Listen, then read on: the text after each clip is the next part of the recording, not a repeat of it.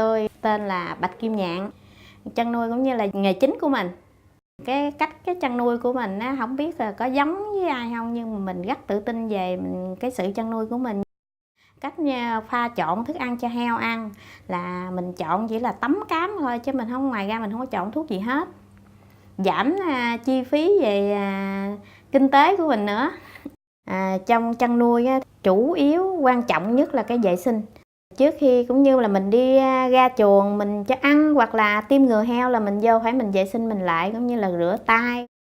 Mấy cái loại mà phụ liệu để mình chích á, là mình phải sát trùng bằng nước sôi hoặc là oxy già, vậy là bảo đảm. Mình tiêm đầy đủ chủng ngừa các loại vaccine như là 5 loại, như là dịch tả, tủi trùng, thương hàn, tai xanh, lở mồm long móng. Mình tiêm đầy đủ 5 loại đó thì heo mình là không có xảy ra những dịch bệnh đáng sợ. Nó không có gây ảnh hưởng về sức khỏe của người nữa.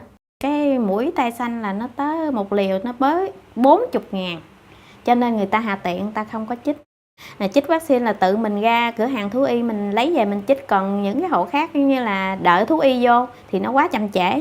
Chích thì mình vệ sinh tay, rửa bằng nước rửa chén hoặc là xà bông.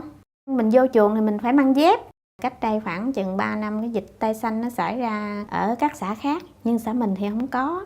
Mình cũng rất tự tin, mình cũng không sợ nữa. Heo mình là đầy đủ hết rồi. Cũng như là mình nghe cái tin đó từ cái loa truyền thanh để thông tin các dịch bệnh đó, thì các thú y ở xã đó người ta đi dập dịch, cho nên mình cũng không có sợ. Cái chuồng khác thì người ta đi ra là hoặc là lúc cho ăn ta cũng mang khẩu trang, vì còn mình thì không có. Đi ra sát trùng thì chỉ mình mang khẩu trang thôi, còn mấy cái khâu khác là mình không có mang.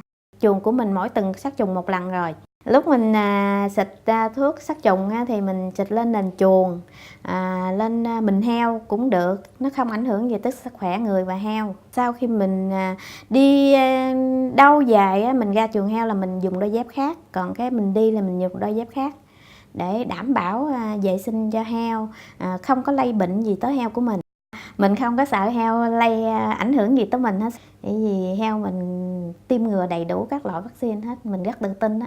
Mình cái khác là mình gieo tinh là mình chọn đúng thời điểm mình gieo, chỉ cái mình gieo là khoảng 2 lọ thôi, cũng như là các người khác là người ta gieo 3 hoặc 4 liều trở lên. Những các hộ đó người ta không có theo dõi heo chặt chẽ, không có chăm sóc kỹ, cũng như là ra không biết con heo nó lên giống thời điểm nào hoặc là nó xuống thời điểm nào. Thấy lên là người ta chỉ lấy tinh về gieo nhưng mà nó không có đạt. Còn trước khi mình gieo tinh thì mình phải sát trùng cái ống gieo bằng nước sôi hoặc là oxy già. Mình sát trùng xong rồi mình gieo xong rồi mình sát trùng để lại nữa, sau mình gieo lại nữa. Những người khác lấy ống ra là gieo đại. Trong cái ngành chăn nuôi mình thích nhất là cái lúc mình đỡ đẻ rất là vui. Vì trong cái lúc heo mà mình đẻ nó đẻ ra một con rồi mình mới chích thuốc giục, chỉ là 1 liều là 2 ống.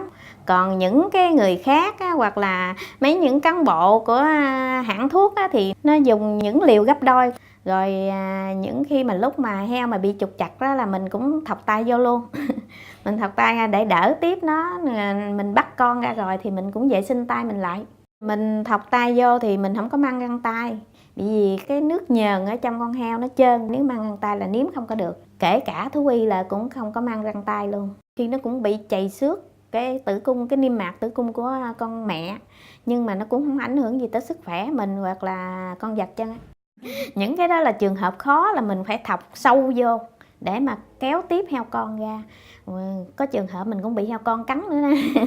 Thì thọc gì đụng vô cái mỏ là trúng răng nó là nó cắn liền. Cắn chảy máu nhưng mà cũng không ảnh hưởng gì ra, mình sức dầu là hết.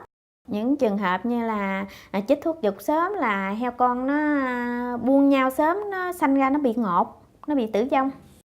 Chuồng trại nhà mình thì không có làm như là bioga, nhưng mà mình có cái hầm lớn để nó thải phân xuống đó, nhưng mà nó không ảnh hưởng về sức khỏe người, nhưng mà ảnh hưởng cho gà vịt, cho nên mình phải là xây cái hồ riêng ở trên để cho là nó những khi nó uống nước hoặc là nó tắm nó bảo đảm sức khỏe hơn. Còn cái hầm thì không có nắp đậy, nhưng mà mình có thả cá để nó tiêu thụ các loại phân bớt vậy đó, cho nó loãng ra bớt. Cách chăm sóc heo con của mình là không bị tiêu chảy, là mình là cho ăn điều độ cái liều lượng cũng như người ta, nhưng mà mình phân ra nhiều cử. Như người ta thì một ngày cho ăn 3 lần đổ đầy máng, còn mình là cỡ 8 lần mình cho ăn vừa đủ. Heo nái mình sau khi mà nó đẻ ra thì chuồng của mình là mình làm cái chuồng úm riêng, lót sàn, mình trải cái bộ tờ lên là rồi trên thì ấy bóng đèn. Sau khi nó đẻ ra là mình cắt cúng, mình tha phấn nó rồi mình thả vô đó, mình úm nó khoảng chừng 1 tuần lễ rồi mình thả chung với mẹ là an toàn, không bị như là tiêu chảy hoặc là nhiễm trùng rúng gì hết. Những cái hộ chăn nuôi khác như ở lân cận đó thì người ta thả chung lan tràn với mẹ hoặc là bỏ vô cái thùng, hoặc là không có thả cho nó bú liều lượng đó, bởi vì heo nó không có bằng như heo của mình. Hồi lúc mình chăn nuôi tới giờ nói chung là không có gì ảnh hưởng tới sức khỏe của gia đình mình hết. Mình rất tự tin là không sợ nguy cơ hay là dịch bệnh gì xảy ra, cho nên vừa rồi nhà đám giỗ thì tự ở nhà làm luôn. Thì làm xong rồi mình sẽ vệ sinh tay sạch sẽ lại thì bình thường không có gì hết.